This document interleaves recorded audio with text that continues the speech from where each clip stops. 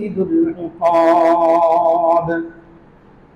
عن عائشة رضي الله تعالى عنها قالت قال رسول الله صلى الله عليه وسلم من أحدث في أمرنا هذا ما ليس فيه فهو رد أو كما قال عليه الصلاة والسلام.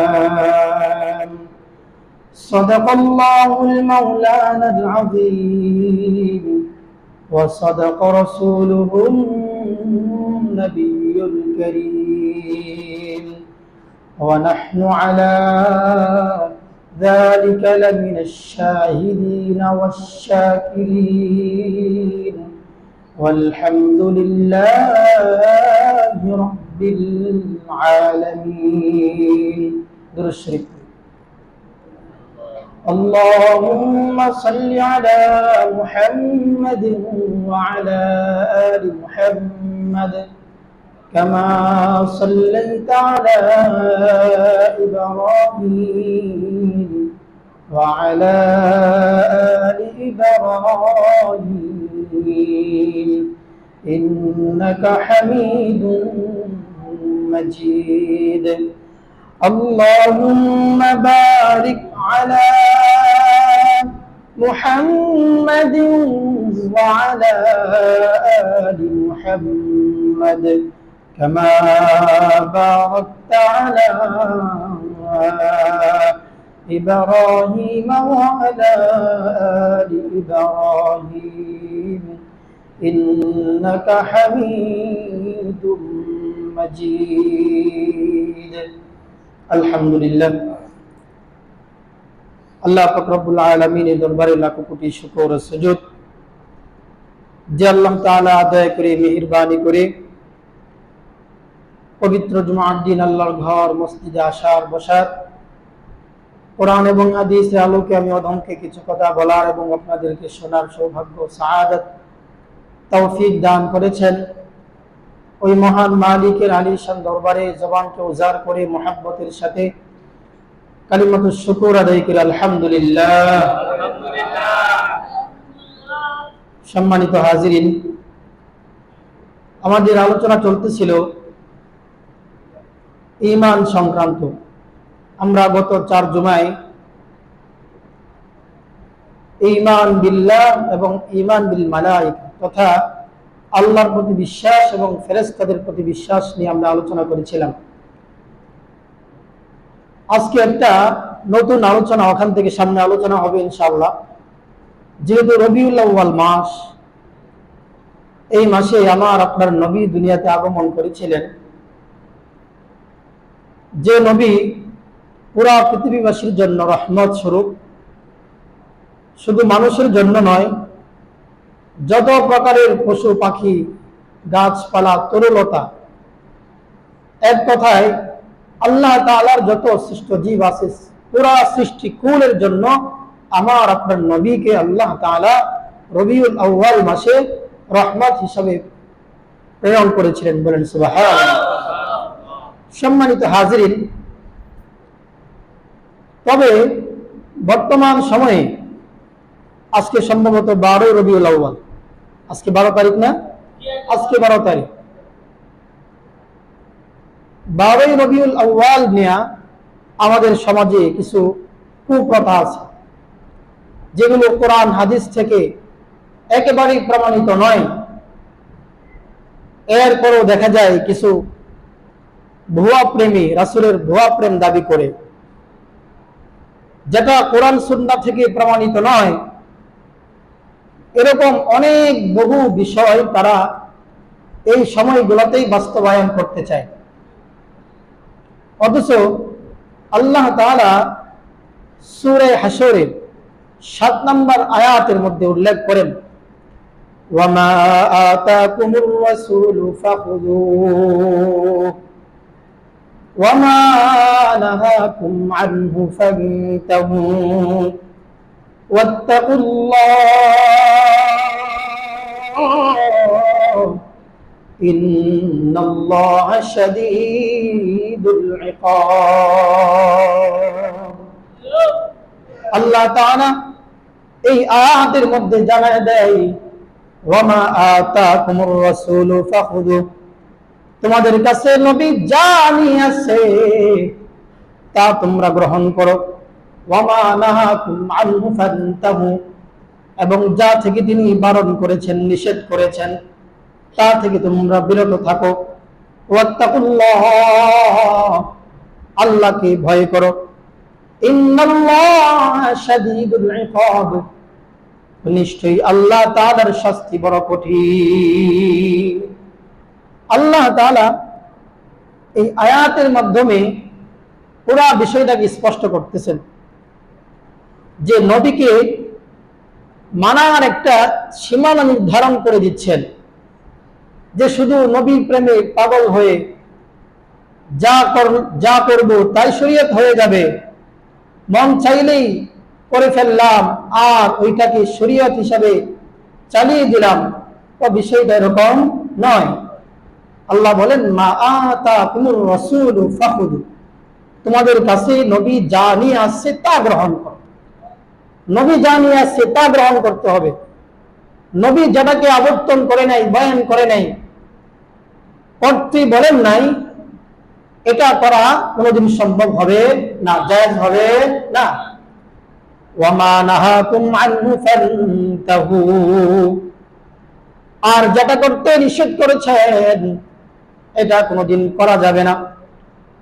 এই জন্য মেরে মুহতারাম, 12 রবিউল আউয়াল নিয়ে আমাদের সমাজে অনেক বহুল প্রচলিত কিছু বিদআত সংগঠিত হয়, যেগুলা সহিহ কোনো হাদিস দ্বারা সাবিত হয় না, প্রমাণিত হয় না।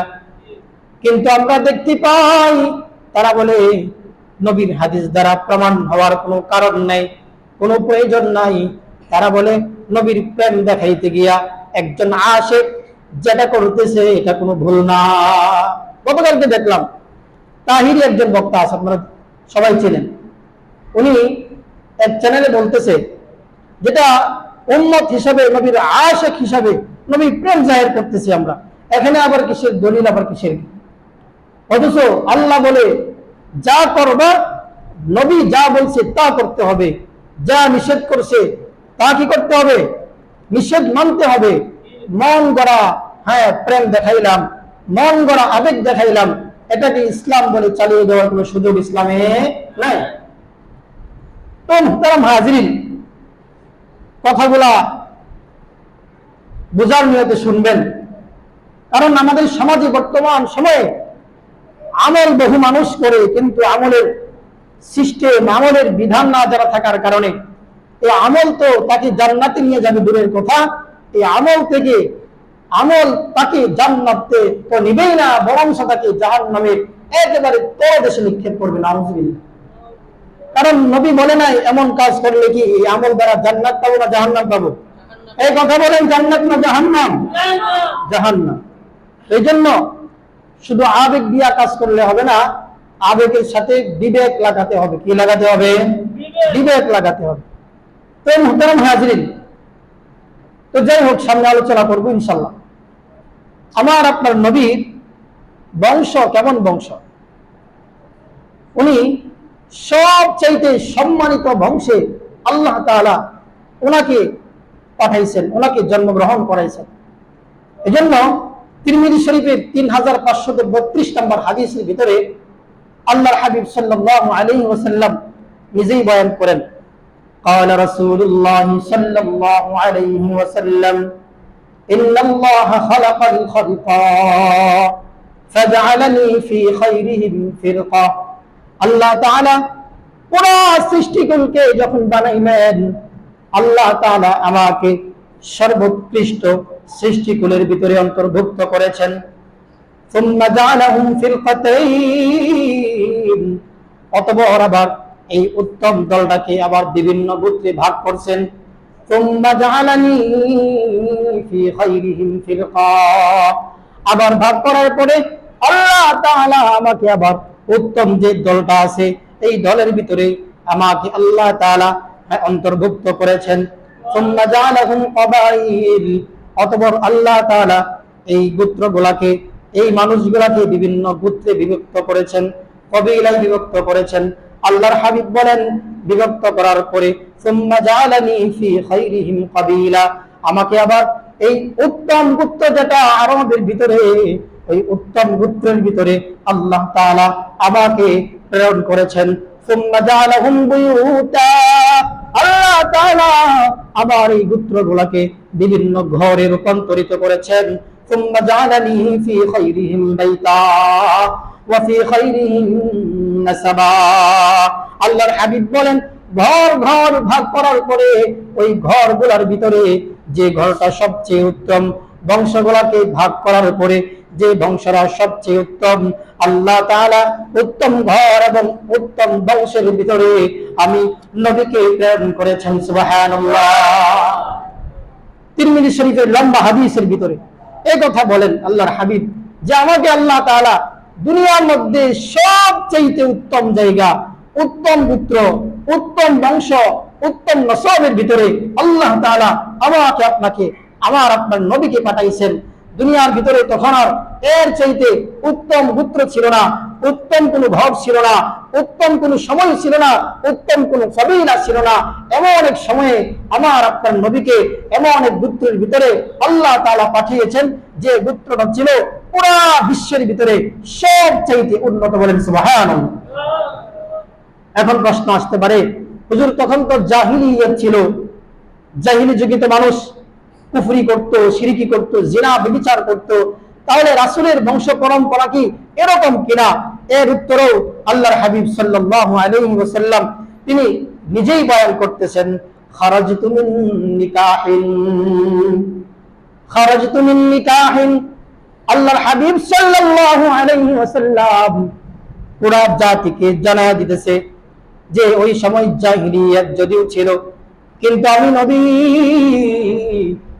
জাহিলি যুগে জন্মগ্রহণ করার পরেও আল্লাহ তাআলা আমাকে এমন এক রমণীর পেটে জন্ম দিয়েছেন, হযরতে আমিনা রাদিয়াল্লাহু তাআলা আনহা। ওনার পেট থেকে আমি জন্মগ্রহণ করেছি কোনো অনৈতিক ভাবে না। আল্লাহর হাবিব নিজে বলেন, খারাজতু বিন নিকাহিন, আমি আমার মায়ের পেট থেকে বিবাহের মাধ্যমে জন্মগ্রহণ করেছি, বিবাহের মাধ্যমে জন্মগ্রহণ করেছি। তখন যদিও জাহিলি যুগে বিরাট একটা নাজুক অবস্থা ছিল, কিন্তু আল্লাহ তাআলা আমার আপনার নবীকে এমন এক নিরাপদ আশ্রয়ে, এমন এক নিরাপদ সংসারে আল্লাহ তাআলা জন্ম দিয়েছেন যে ওনার উপর পরবর্তী প্রজন্ম কোনো কিছু কালিমা লেপন করবে এটা যেন কি হয়, সম্ভব না হয়। ওয়ালাম আফসাক মিন সিফাহিন, আল্লাহর হাবিব বলেন আমার জন্মের ভিতরে কোনো কালিমা লেপন করবে এমন কোন কাজ আমার পিতামাতা করে নাই, এমন কোন দুর্নামের ভাগী হবে এমন কোন কাজ আমার মাতা পিতা করে নাই। এমনকি মিল্লাদুন আদম ইলা আবি ওয়া উম্মি, আমার শুধু পিতামাতা নয়, হযরত আদম আলাইহিস সালাতু ওয়াস সালাম থেকে নিয়ে আমার আপনার নবীর পিতা মাতা পর্যন্ত যত নসল আছে তাদের ভিতরে এমন কোন ইতিহাস পাওয়া যায় না যে তারা জিনাহে লিপ্ত হয়েছে, তারা বিবাহ ছাড়া কোনো সন্তান জন্ম নিয়েছে, এমন কোন সংবাদ পাওয়া যায় না। আদম পয়গম্বর থেকে নিয়ে আমার আপনার নবী পর্যন্ত আমার নবী বলে, ওয়ালাম খারাজতু মিন নিকাহিন ওয়ালাম আফসুক মিন সিফাহিন, যে আদম পয়গম্বর থেকে নিয়ে আমি নবী পর্যন্ত যত আমার নসবের সিলসিলা আছে সমস্ত সিলসিলার ভিতরে সমস্ত মানুষই বিবাহের মাধ্যমে জন্ম নিয়েছে। আবার এর ভিতরে কেউ কালিমা লেপন করবে, কেউ কোনো বদনাম করবে, কেউ কোনো খারাপ কথা বলবে, এরকম কোনো সুযোগ আমার রব নবীর নসলের ভিতরে রাখে নাই। বলেন সুবহানাল্লাহ। এতে বোঝা গেল আমার আপনার নবীর বংশ এটা কম দাম না, অনেক বেশি দাম ছিল তখনকার সময়ে। আমার আপনার নবীর বংশের মতো আরবের মধ্যে এর চাইতে উন্নত কোনো বংশই ছিল না, এটা আল্লাহর নবী নিজে বয়ান করতেছেন। সুবহানাল্লাহ। তো মুহতারাম হাজিরিন, এই নিয়ে সামনে আরো লম্বা আলোচনা করা হবে। এবার আসেন আমরা নবীর জন্ম তারিখ নিয়ে একটু আলোচনা করি। আল্লাহর হাবিব সাল্লাল্লাহু আলাইহি ওয়াসাল্লাম এই নিয়ে লম্বা আলোচনা ইতিহাসবিদগণ সিরাত ইবনে হিশাম আল বিদায়া ওয়ান নিহায়া আর রাহিকুল মাখতুম এই জাতীয় কিতাবের ভিতরে সিরাতের উল্লেখযোগ্য কিছু কিতাবের ভিতরে আল্লাহর হাবিব সাল্লাল্লাহু আলাইহি ওয়াসাল্লামের জন্ম তারিখ নিয়ে লম্বা আলোচনা করেছেন। আমরা যদি জন্ম নিয়ে আলোচনা করতে চাই তাহলে এখানে চারটা জিনিস আনা দরকার। এক নম্বরে বৎসর, 2 নম্বরে মাস, 3 নম্বরে বার, 4 নম্বরে তারিখ। এই চারটা জিনিস লাগবে কি লাগবে না? এই আওয়াজ করেন, লাগবে কি লাগবে না? লাগবে।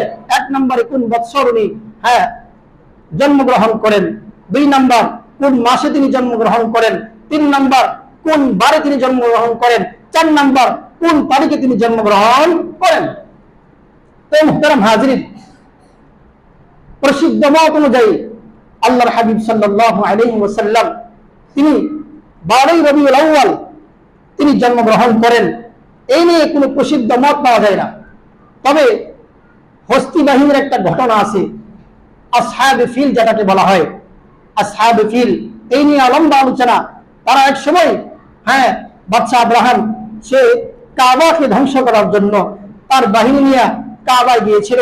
আল্লাহ তাআলা হস্তি বাহিনীর মাধ্যমে আকাশ থেকে ছোট ছোট কঙ্কর দিয়া এই পুরা বাহিনীকে আল্লাহ তাআলা একেবারে ধুলাই মিশিয়ে দিয়েছিলেন। ওই ঘটনার কেউ কেউ বলে 30 দিন পরে, কেউ কেউ বলে 40 দিন পরে, কেউ কেউ বলে 50 দিন পরে আল্লাহর হাবিব সাল্লাল্লাহু আলাইহি ওয়াসাল্লাম জন্মগ্রহণ করেছিলেন। বলেন সুবহানাল্লাহ।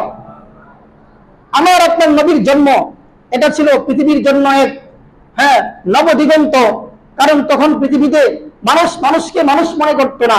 জীবিত মেয়েকে, কন্যা সন্তানকে তারা জীবিত মাটির নিচে পুঁতে ফেলতো। এই নিয়ে সামনে আলোচনা আসবে।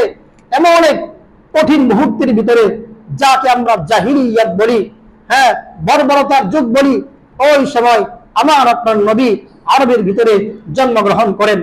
তো মুহতারাম হাজিরিন, আমরা এটা পাইলাম যে হস্তি বাহিনীর যে ঘটনা ঘটছিল ওই বৎসরের প্রসিদ্ধ মত অনুযায়ী আল্লামা ইবনে কাসির সহ অন্যান্য যারা ইতিহাস বিদ্বান আছে, তাফসীর বিদ্বান আছেন, তারা বলেন যে 50 দিন পরে আল্লাহর হাবিব সাল্লাল্লাহু আলাইহি ওয়াসাল্লাম জন্মগ্রহণ করেন।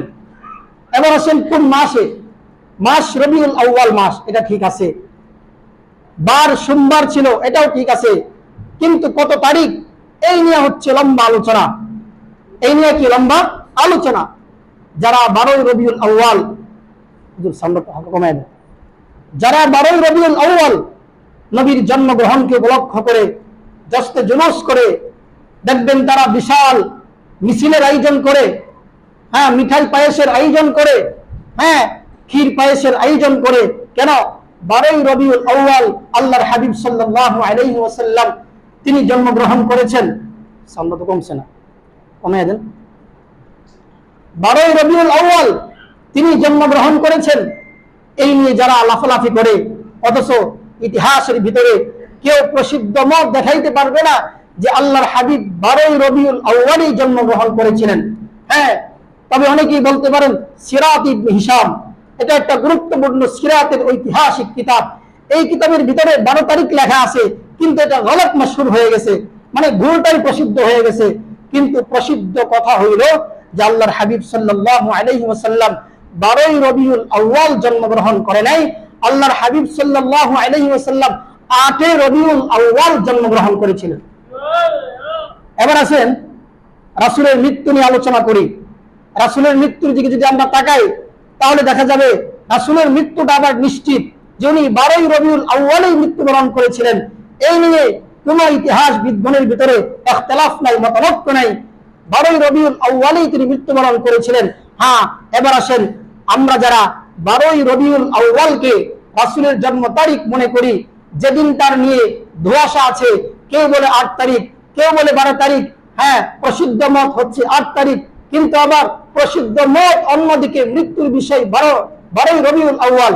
তাহলে আমরা যদি মিছিলে নেমে যাই, আমরা যদি এই দিন গরু জবাই করি, মিষ্টি পায়েস বিতরণ করি, আমরা যদি রাস্তাঘাটে লাফালাফি করতে শুরু করি, তাহলে আপনার কাছে আমার প্রশ্ন, যেদিন রাসূলের জন্ম নিয়ে সংশয়, আবার ওই দিনে রাসূলের মৃত্যু এটা নিশ্চিত, তাহলে যদি আমরা নিশ্চিত দিনে 12 রবিউল আউয়াল মৃত্যু, তাহলে তো আমার হিসাবে নিশ্চিত যেটা ওইটাকে মনে করে ওই দিন তো রাসূলের জন্য দোয়া করা, রাসূলের উপর বেশি বেশি দরুদ পড়া, ওই দিন তো মনে মনে দুঃখিত হওয়া দরকার। কিন্তু যেটা অনিশ্চয়তার ভিতরে আছে, 12ই রবিউল আউয়াল যেদিন জন্মগ্রহণ করেছে এই নিয়ে কোনো বিশুদ্ধ মত নাই, ওই দিন আমরা সবাই লাফালাফি করি। কথা বলেন ঠিক কিনা? তো মুহতারাম হাজিরিন, কথাগুলো একটু চিকন, ভালো করে বুঝতে হবে, ভালো করে বুঝতে হবে। আমরা যারা 12ই রবিউল আউয়ালকেই রাসূলের জন্ম তারিখ মনে করি, তারা আমরা ভুলের ভিতরে আছি। কেন ভুল? আমরা ভুলের ভিতরে কেমনে আছি? যদিও ধরলাম যে রাসূল 12 তারিখেই জন্মগ্রহণ করেছেন, কিন্তু আপনাদের কাছে আমার প্রশ্ন, আল্লাহ রাসূল সাল্লাল্লাহু আলাইহি ওয়াসাল্লাম কোন হাদিসের ভিতরে কি এরকম বলে গেছেন যে তোমরা আমার জন্ম তারিখে তোমরা ঈদ উদযাপন করবে, তোমরা এই দিন মিছিল করবে, মিটিং করবে, তোমরা এই দিন মিষ্টি পায়েস পাকায়া মানুষকে খাওয়াবে? এরকম কোন হাদিস, এরকম কোন বক্তব্য রাসূলের জবান থেকে কেউ দুনিয়াতে দেখাইতে পারবে না, কেউ দেখাইতে পারবে না। এই জন্য মেরে মুহতারাম, আমি শুরুতে সূরা হাশরের 7 নম্বর আয়াত বলছি, মা আতাকুমুর রাসূল ফাখুযু ওয়া মা নাহাকুম আনহু ফান্তাহু। তুমি রাসূলের প্রেম দেখাইবা তো রাসূলের পক্ষ থেকে পেতে হবে, তুমি রাসূলের ভালোবাসা প্রকাশ করবা তো রাসূল যেটা বলে গেছে ওটা মানতে হবে। ওয়া মা নাহাকুম আনহু ফান্তাহু, রাসূল যা নিষেধ করছে ওটাকে নিষেধ মানতে হবে।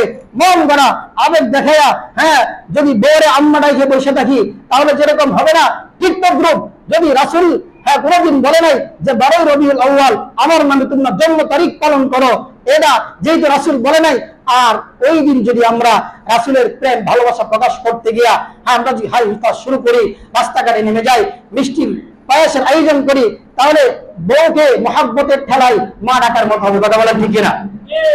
কথা মনে বুঝছেন না আপনারা? রাসূল বলে নাই করার জন্য, সাহাবায়ে কেরাম করে নাই, কেউ দলিল দেখাইতে পারবে না। সাহাবায়ে কেরাম করে নাই, তাবিঈন করে নাই, তাবিঈন করে নাই, কেমনে দেখাইতে পারবেন? আমি বলি, আল্লাহ রাসূল সাল্লাল্লাহু আলাইহি ওয়াসাল্লাম উনার এই যে যারা 12ই রবিউল আউয়াল যারা পালন করে, এই 12ই রবিউল আউয়াল কখন থেকে শুরু হয়েছে এর ইতিহাস জানেন? এর সর্বপ্রথম উৎপত্তি হইল 604 হিজরিতে, অথচ রাসূল এর চাইতে আরো 500 বছর আগে ইন্তেকাল করছেন। 604 হিজরিতে এই ঈদে মিলাদুন নবীর আবর্তন হয়েছে। এর আগে সাহাবায়ে কেরাম, তাবিঈন, তাবিঈন, এমনকি আল্লাহ রাসূলের পক্ষ থেকে কোনো বক্তব্য এমন পাওয়া যায় না। এটা কে আবর্তন করেন? ইরাকের মুসেল শহরের বাদশা আবু সাঈদ মুজাফফর কুকুবরি, সে এটাকে আবর্তন করেন। ইরাকের এক বাদশা ছিল মুসেল শহরের বাদশা আবু সাঈদ কুকুবরি, সে এটাকে আবর্তন করে, এবং তার সাথে আরেকজন সরকারি আলেম ছিল। আলেম দুই প্রকার, দরকারি আলেম, সরকারি আলেম। দরকারি আলেম কারা?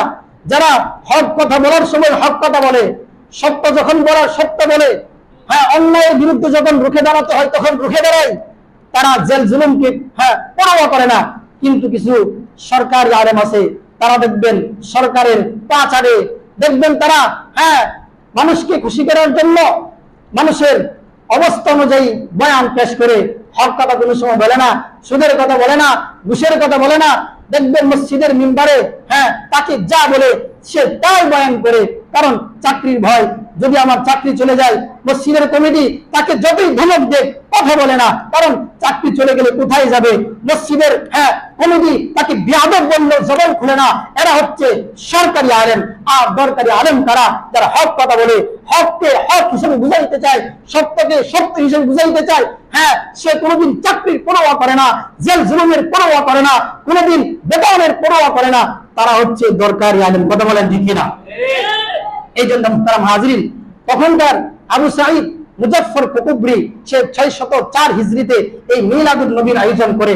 তার সাথে ছিল আবুল খাত্তাব ওমর ইবনে দিহিয়া, একজন সরকারি আলেম। তার ব্যাপারে ইতিহাসবিদগণের মতামত হচ্ছে সে একটা মিথ্যুক ছিল। সে উলামায়ে কেরামের ইহানত করত, উলামায়ে কেরামকে সবসময় লাঞ্ছিত করত। কারণ দেখবেন কিছু সরকারি আলেম, তারা সরকারের কাছে থাইকা অন্যান্য যারা হকপন্থী আলেম তাদেরকে শুধু দাবায়া দিতে চায়। কথা বলেন ঠিক কিনা? আছে না? আছে, যুগে যুগে থাকবে। কারণ 604 হিজরিতে ছিল, বর্তমানে আছে, ভবিষ্যতেও থাকবে। এটাই হচ্ছে ভালো এবং মন্দ চিনার বড় এক উপায়।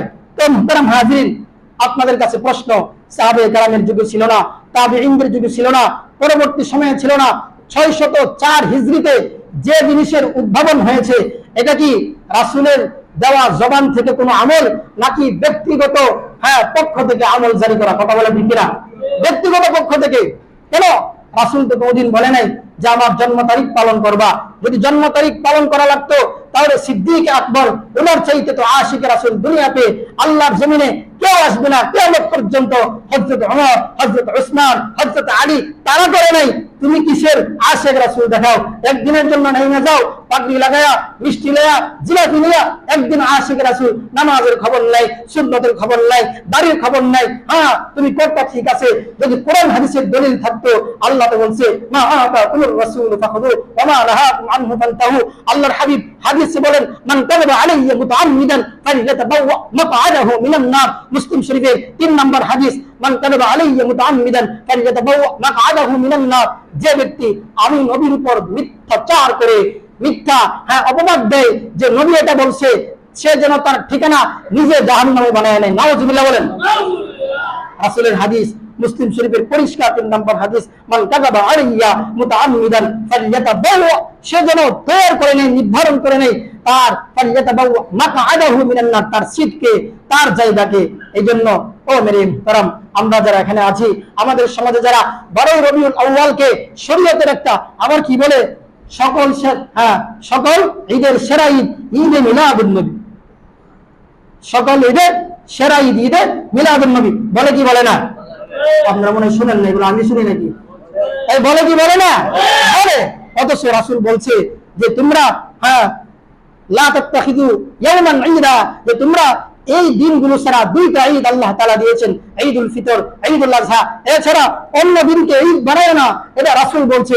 অথচ তারা ঈদুল ফিতরকে বাদ দেয়, ঈদুল আযহাকে বাদ দিয়ে বলে সকল ঈদের সেরা ঈদ, সকল ঈদের সেরা ঈদ। অথচ রাসূল বলে অন্য কোনো দিনকে ঈদ বানানো যাবে না, তারা বলে কি এটা সকল ঈদের সেরা ঈদ। নাউযুবিল্লাহ। এজন্য সমাজে যারা ভ্রান্ত আকীদা গ্রস্ত, আমরা তাদের থেকে দূরে থাকবো, তাদেরকে বোঝাবার চেষ্টা করব এবং তাদের জন্য হিদায়াতের দোয়া করব।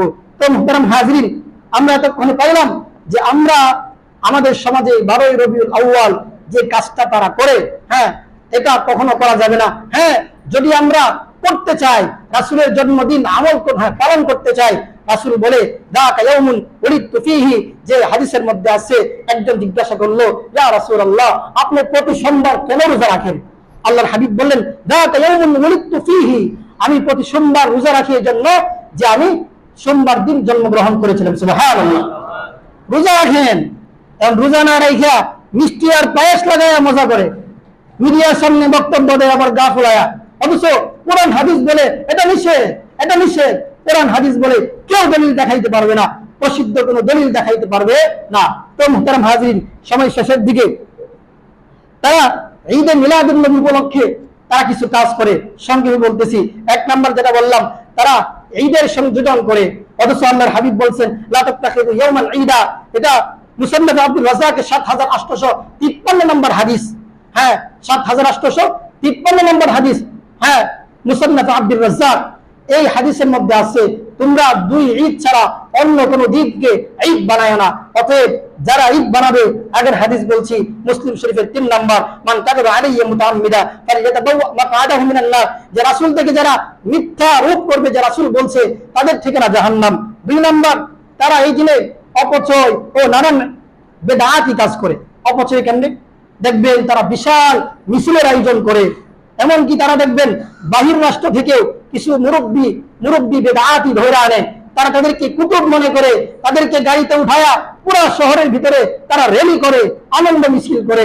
অথচ ভাই, যেদিনে রাসূলের জন্ম নিয়ে সংশয়, অথচ ওই দিন 12 রবিউল আউয়াল রাসূলের মৃত্যু নিয়ে কোনো সংশয় নেই, নিশ্চিত। ওই দিন তুমি রাসূলের জন্য দুরূদ পড়ো, ওই দিন তুমি শোক প্রকাশ করতে পারো, ব্যক্তিগত। কিন্তু এটা না কইরা ওই দিন তোমরা কি করো? রাস্তায় নাইমা যাও, র্যালি করো, বিভিন্ন রকমের আনন্দ মিছিল করো, যা শরীয়ত আদৌ সমর্থন করে না। সংক্ষেপে বলতেছি, 3 নাম্বার, তাদের ভিতরে অনেক গোষ্ঠী এরকম আছে যে তারা নবীকে হাজির নাজির মনে করে। তারা নবীকে কি মনে করে? হাজির নাজির মনে করে। নাউজুবিল্লাহ বলেন। হাজির নাজির একমাত্র মালিক কে? আল্লাহ তাআলার সিফাত এটা, যে আল্লাহ হাজির নাজির। অথচ তাদের ভিতরে কিছু গ্রুপ এরকম আছে, তারা নবীকে হাজির নাজির মনে করে। উলামায়ে কেরাম বলেন যদি আল্লাহর সিফাত হাজির নাজির এটা যদি কেউ নবীর উপরে সাব্যস্ত করে তাহলে তার ঈমান চলে যাওয়ার উপক্রম হয়ে যাবে। এজন্য এরকম কোন ধারণা যে সমস্ত গোষ্ঠীরা করে তাদের জন্য হেদায়েতের দোয়া করা এবং তাদের থেকে দূরে সরা। অনেক সময় দেখা যায় বিদআতীরা একটা আমল করতেছে, একটা আয়োজন করতেছে, আমি মুসলমান, আমি বিদআতী না, আমি দেখতে যাই না, যাওয়া যাবে না। কারণ আপনি যখন যাবেন পরিবেশ আপনাকে বাধ্য করবে। আপনি আতরের দোকানে গেলেন, আতর না কিনলেও একটা গ্রান আপনার গায়ে পাওয়া যাবে। আপনি যদি কামারের দোকানে যান দেখবেন দাও কাছি কোরাল না বানাইলেও আগুনের একটা ফুলকি, ছায়ের একটা ফুলকি আপনার গায়ে আসতে পারে। এই জন্য কোনো বিদআতী মহলে কোনো মাজারে দেখার জন্য যাওয়া নাই, দেখার জন্য যাইতে নাই। কারণ আপনি যাওয়ার পরে পরিবেশ আপনাকে বাধ্য করতে পারে। এই জন্য আল্লাহ তাআলা আমরা দোয়া করি যারা এই জাতীয় বিদআতি কাজ করে আল্লাহ তাআলা তাদেরকে হিদায়াত দান করবেন, আমিন।